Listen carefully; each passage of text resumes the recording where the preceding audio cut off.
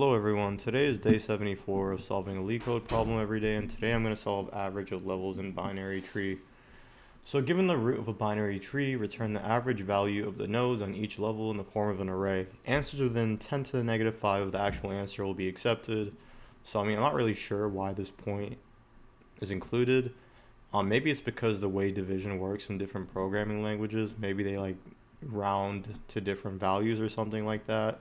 But that's just the assumption that I'm gonna make. But I'm gonna assume that in Python, if we just do the average is gonna be the total divided by the size, where total is equal to just the sum of all the values, the nodes values on that level, and size is just going to be equal to the number of nodes in that level. I'm going to assume that that's going to give us the values that we need. So here we have 3, 9, 20, 15, and 7. The output is going to be 3.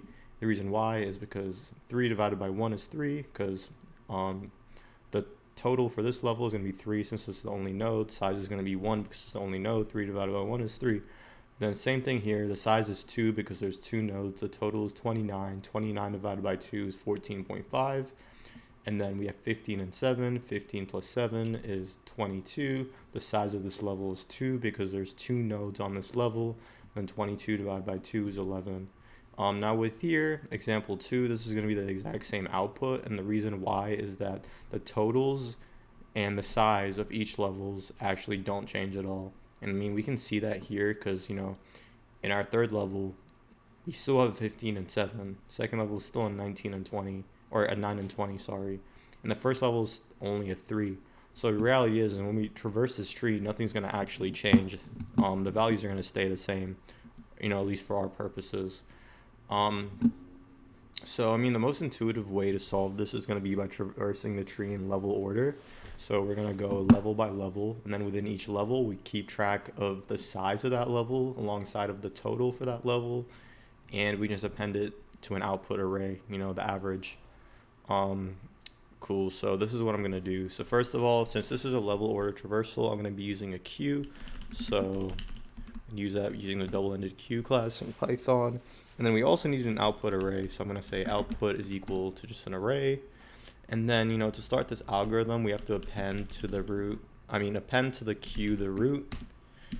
And then while the length of the queue is greater than 0, so we want to keep going until the queue is empty, because that means that we have no more nodes to process. Because with level order traversal, we're traversing from top to bottom.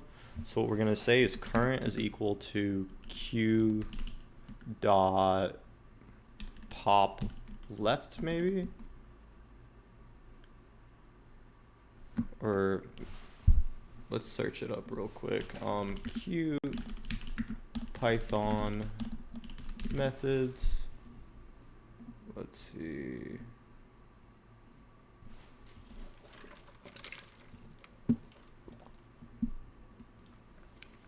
Cool, so we can just use .pop. Pop left is wrong because we want to pop things. We're popping left. That's going to be more like simulating a stack. So what we're going to do now is if current.left, then to the queue, we want to append current.left. If there is no current.left, then we don't really care about empty node. So we're just going to leave it. And if current.right, we append current.right. And I'm also missing. So for I in range of the length of the current queue, we actually want to do this. The reason why is because, for example, when we start the root, we're only going to process one node because it's a single node. But then once we process that single node, we're going to append 9 and 20. And so basically now we want to do this twice. And then once we get to the third level, we see that we're going to append 2 things. So we want to do that twice again. But what we're also going to do here is keep track of a current total. So we're going to initialize size and current total to 0. And all we're going to do is just say current total plus equals current.value. And we're also going to increment size. And then once we're done with this for loop right here, we know that we've processed all the nodes in the current level. So all we need to do is just output dot append. Let's see, so it's going to be current total divided by size. And then we just want to return the output. So if I run this now, wrong answer. Let's see. So 13, 12. So it seems like we are, for some reason, off by 1.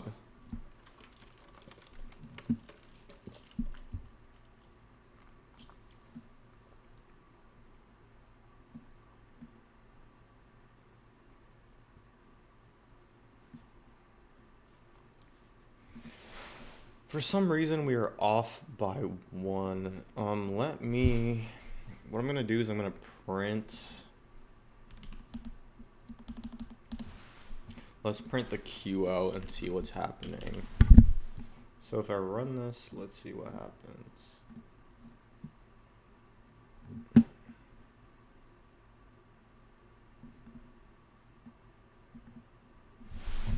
All right, I mean, this is kind of hard to read.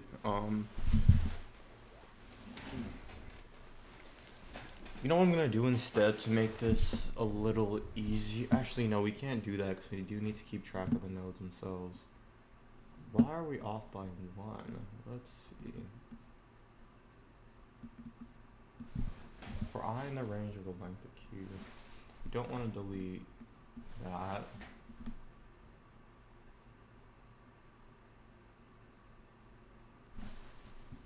Let's see.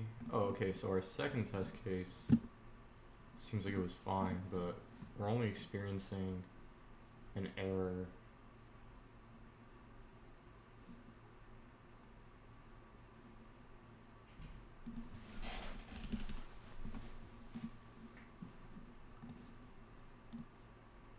Okay. So when we have a queue, I thought about this completely wrong, right? But so we have a queue. So let's say we append 1, we append 2, we append 3, we append 4. Since this is going to be a queue, what's going to happen is we actually want to pop the left element. We don't want to pop what's on the right. So when I had queue.pop, we were popping on the right. We were popping what's on the right, and that's kind of what I was saying earlier. Like if you're popping on the right, well, I had it backwards earlier, but if you're popping values from the right, the queue is just going to simulate a stack because, you know, we're adding 1, 2, 3, 4, and then we pop 4, we pop 3. But the reality is we want a queue. We don't want a stack. So we want to get, so we added 1 first. So we want to remove 1 first. We added 2 next. We want to remove 2 next, which is why we got an error there. So, let's go over time complexity now. So the time complexity of this algorithm is going to be O of n. And the reason why it's going to be O of n is because even though we have this nested for loop within this while loop, what's actually happening here is that we're just processing each node once. So while the length of the queue is greater than 0, this is going to keep, so basically within here, we're processing each level. How many operations this is just depends on how many nodes are on that level. And then this while loop is just pretty much repeating this until we've processed all the nodes in the tree. So I know this seems complicated, but really we're just processing each node once, which is why it's O of n. And then space complexity is also going to be O of n, and the reason why is that we're storing n values in the queue, and then we're also storing, we're not storing n values in output, but we're storing log n values in output. So log n values because well, not log, it's log n, right? Well, I just mean like the height of the tree. We're gonna store, so since this is 3 levels, for example, output's gonna store 3 values, but then Q is gonna be O of n because worst case scenario. I mean, yeah, so worst case scenario, maybe the input is like 1, is just a single node. I mean, that's going to be size n.